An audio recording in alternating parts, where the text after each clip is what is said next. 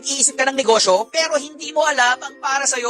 Alam po ninyo mga kababayan namin na nagnenegosyo, kung ikaw man ay OFW, ikaw man ay taga-Pilipinas, o ikaw ay isang datihan ng nagnenegosyo, gusto po namin kayong i-encourage. Alam po ang Nanangs, meron tayong iba't ibang klaseng mga produkto na maaring inegosyo sa inyo. Tulad po ng mga produkto na pwedeng pangtapsilogan kasi meron po tayong tapa, meron tayong sisig, meron tayong burger patties, meron tayong bacon, merong longganisa at tosino.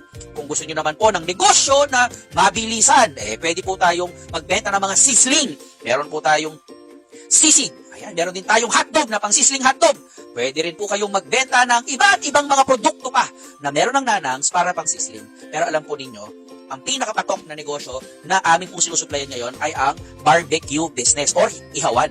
Alam po ninyo bakit? Kasi sa ihawan po, pag tag-ulan at saka bare months, napakalakas. Tapos marami po nagtitinda sa daan, mura-mura, yes, totoo yan. Pero ang problema po, hindi consistent ang lasa, hindi sigurado ang timbang, hindi sigurado ang quality. Dito sa Nanangs, consistent, masarap, at sulit. Kaya kung gusto mong magnegosyo ng barbecue, comment barbecue at makakapag-start ka ng barbecue business mo with Nanangs.